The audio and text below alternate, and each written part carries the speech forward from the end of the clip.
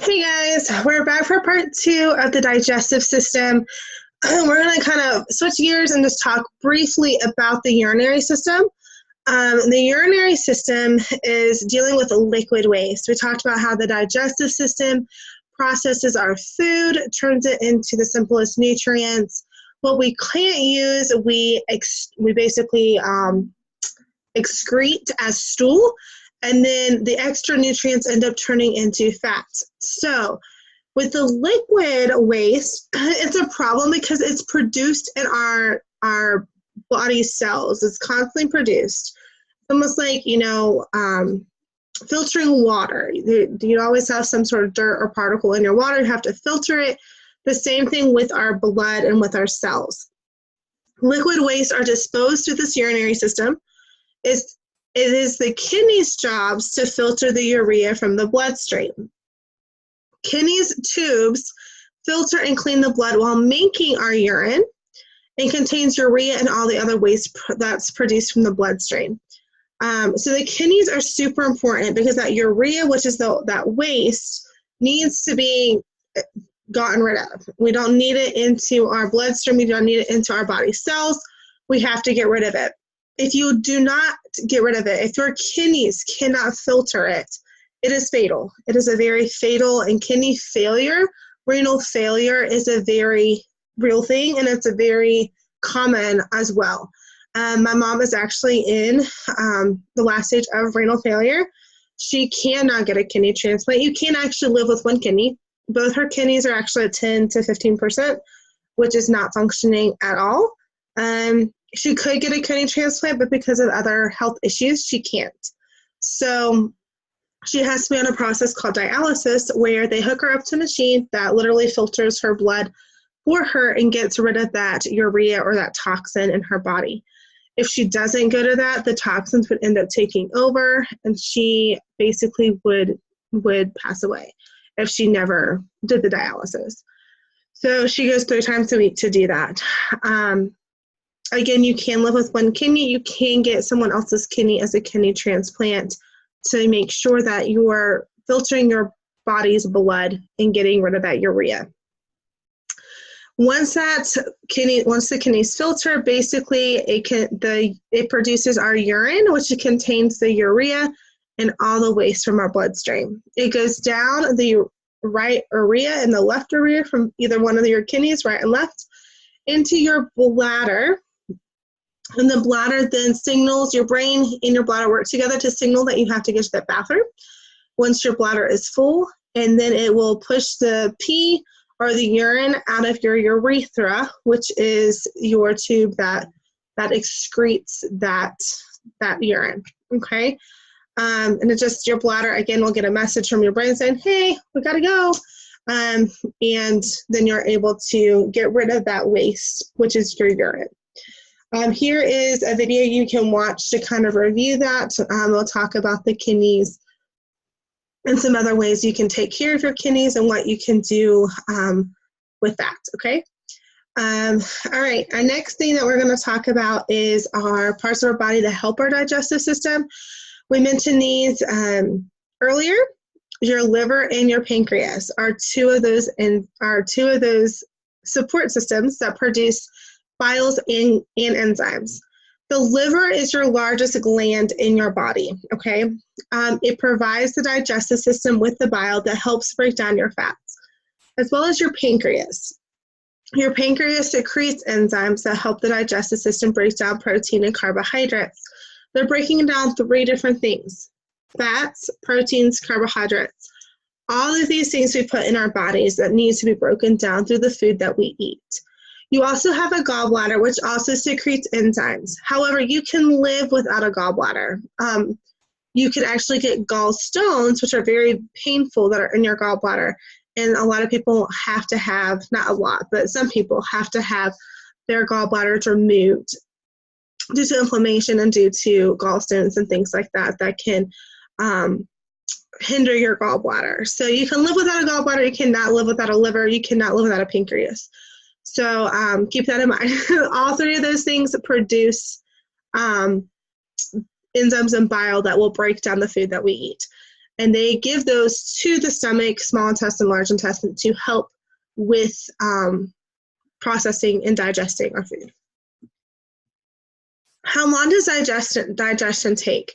If you watch the video in part 1, at the very end of where it was the large intestine, you would see that they said about 30 to 40 hours that it takes for your food to digest. It really depends on the person. However, I'm going to break it down piece by piece to show you how long each of the parts of the process will take. So after you swallow your food, about half an hour, your stomach acids begin to break down the food. It doesn't take long to get from your mouth to your stomach. So that's why a lot of times your mom might say, if you're going swimming, wait an hour after you eat before you get back in the pool, because your stomach is digesting that. And you might get stomach cramps. Your food might not settle correctly. So that's why we kind of have to wait for that. After 2 hours, food starts traveling down into the small intestine. Your sphincter is gradually releasing that food while your stomach is churning it, making it into chyme, or basically a stomach smoothie. After 2 hours, it goes into the small intestine. Again, this is where the nutrients are absorbed into our bloodstream. After 6 hours, your stomach is completely empty and food is moved to your small intestine. After 18 hours, your waste starts to form in your large intestine. After 24 hours, the waste is at your rectum and is ready to leave. Some people it takes 24. Some people it might take 40, depending on what nutrients you're putting in your body. People who have a lot of iron, if you have younger brothers or sisters, or if you've been around an infant or a newborn who is on formula, who is bottle fed, sometimes they put iron in the formula to give them some of the nutrients that they need, but the iron can make them constipated, which means it makes it difficult for them to go to the restroom, go and process their food. And so my little girl, when she was a baby, it might have taken her 4 or 5 days, but after like 4 days, I would get really concerned, because you don't want your food to get stuck, because then everything is going to back up and it's going to be a problem. Okay, so keep that in mind. You might want to drink some prune juice if it's longer than 40 hours, which prune juice is a diuretic. It will make you go to the bathroom. If you have a lot of iron-rich foods, that might be the case. You might want to do that.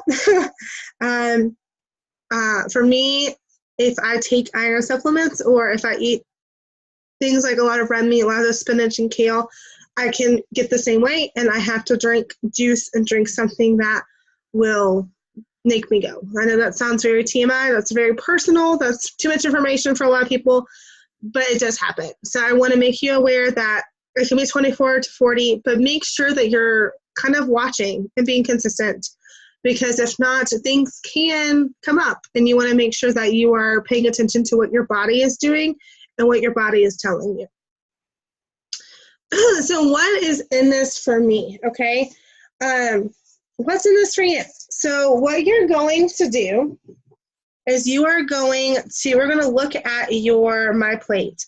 There's different ways we can do this, okay? So this is where I normally get to my live class to get different colored beans, or you can paint them different colors. If you don't have different colored beans, but you have something else like Cheerios, or if you have like a bead, or if you have, I have these little pom-poms with different colors in them. As long as you have multiple different colors, you have to have 5 and probably up to 5 or 6 of each. Most of the time you might not need all 5 or all 6, but you're going to need a couple of each color. You are going to watch this My Plate video, okay? This My Plate video is going to explain the different foods that you will need for your age group, okay? Basically, our food has different kind of nutrient molecules, which is why we need a variety of food. If you eat Cheerios for every single meal, for every single day, you will not be healthy. You will not have the nutrients you need to support your body. Someone mentioned in one of my other classes that scurvy was a big thing, especially in navigation, where people did not get enough fruits and vegetables in their diet, and it literally created a disease or a immunity, not immunity, but it created a sickness for them because of their lack of fruits and vegetables, which contain lots of nutrients for our body. So you have different nutrient molecules. You have carbohydrates, which is going to be found in your bread, your cereals, your crackers. It's your source of energy. You have your proteins, which are your cell growth. You have that make hormones and enzymes, which we need to break down our food. That's found in our meat, our beans, our tofu. You also have fats, which provide a backup energy and insulation for our body. That's found in our dairy products. You have vitamins, which are essential for our body to function. If we don't have enough vitamins, our bodies would not be able to function and give it the organs and our tissues what it needs to be able to do their jobs. It also battles diseases, which is a lot of times when you are sick, mom and dad might say, drink a lot of orange juice, drink a lot of, and put, maybe have a smoothie, or, try to stock or feed you a lot of fruits and vegetables that are healthy for you. Because they contain lots of vitamins and minerals that are going to be good to fight off those diseases. Those minerals are also necessary for your body to function. Those are found in vegetables, beef, and liver. All those things are good for you. You need a balanced diet of all these things to ensure a healthy and ensure that your body will actually do its job, okay? My plate is not, I don't feel like it is everything. It's not, there's other ways to make sure you get enough nutrients. This is not a set way. So if you look at it like, my parents, we do vegan, or we do vegetarian, or we do another type of diet style for our family, our lifestyle for our family, that is okay. What I want you to do is try doing, following this plan for at least 1 week. And I'm going to show you how we're going to do that with our activity. And I want you to write a reflection or video me a reflection. You don't have to write it if you don't want to do that, but you can even send me a video of you saying how it went. I just want you to try it for 1 day. I had one student who was super active. He did everything, followed it to a T. He's like, Miss Melissa, I was so hungry. And I said, listen to your body, because if you listen to your body, you are going to know when you're hungry. You're going to know when you need more of something to sustain you and to make sure that your body is functioning. It will tell you. A lot of times we don't listen to our bodies. We don't listen to our hunger cues. We eat when we want to eat, versus when we need to eat. And so please just keep that in mind when you're doing this, okay? So for me, this is my Choose My Plate. So I'm going to pull this up. I'm going to stop share for a second and then pull this up for you so that you can see what I'm talking about with this experiment. Okay, for this experiment also, again, you need a series, just to refresh, you need a series of things that are colorful, 5 different colors. It can be colored beans. Like if you get these pinte beans, you can paint them and color them. I don't know if you can actually see that. These little pinte beans. You can get noodles and dye them different colors. You can get these pom-pom balls of different colors. You can do different beads. You could do different colored cereals. You can do different colored buttons or different shaped buttons. You can do different colored straws and cut them into, tiny pieces. Whatever you have, please do not go say, I don't have the supplies, or I cannot have paints and beans and things like that. Find something you just have 5 different colors of that is small, that you can put in a cup, that you can use to track. Basically what we're doing is taking each of these pom-poms or each of whatever item you have, and you are going to basically make a key of the 5 food groups that our body needs nutrients from. And you're going to put all of those things in one cup. So let's say you have 3 dairy or 6 carbohydrates and 3 proteins and 4 vegetables and 2 fruits. You're going to take all those numbers, have different colors for each one of those, and put them in a cup. At the beginning of the day, you're going to take gradually as you're eating your meals, take those colors and put them in the opposite cup to see what you're lacking or what even you had more of than are you typically eat more of with whatever group it is, so that you can know. Say, I had more carbs today than I was supposed to, and that's okay. I'm not going to critique you for that at all. Like, that's not the purpose of this. The purpose is to figure out what our habits are and what nutrients we're getting, what nutrients we're not getting, what nutrients we're getting more of. Because again, a lot of you are physically active. A lot of you play sports. A lot of you might be outside playing a lot, and that's fine. You're probably going to need more than what is recommended because you're burning off those nutrients. Your body is using them up as you are doing things that are physically active, and that's okay. So again, do not be like, I'm not going to eat that vegetable, I'm not going to eat that fruit because I already used up my pom-pom or I already used up my Cheerio. No. You eat what you feel like you need to eat, but reflect on it. Make a note of it. Say, oh, I ate 2 carbs over, or I ate 3 vegetables over, or I ate 3 vegetables less. I didn't eat any vegetables that day. That is okay. Again, no judgment. It's perfectly fine. I just want you to reflect and want you to think about what you're putting in your body and supporting your digestive system in that way, okay? So I'll show you what this looks like on here. So what you're going to do. So if it's easier for you to remember, and since this is my plate, if you look up here, there's actually 4 or 5 different colors: red for fruits, green for vegetables, purple for proteins, orange for grains, and blue for dairy. If you want to color code it that way, that is completely fine. You're more than welcome to do that. You can choose different colors if you have something different. That's fine too.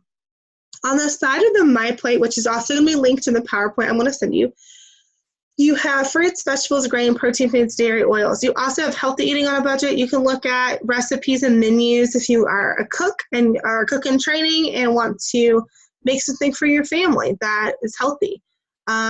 There's even stuff about your state with My Plate, dietary guidelines, and food guide history over time of how our food has changed. And if you can even look at that, it even shows you from 1916 all the way up how our food guide has changed over time, okay? So for your project, going back, I get sidetracked, I'm sorry guys. Your daily fruit table. So for me, I'm in this age range. I'm in 19 to 13-year-old range. I'm not going to tell you my age, don't ask. And I'm going to need 2 cups of fruit. So I'm going to take my 2 red pom-poms and I'm going to put them in a cup, okay?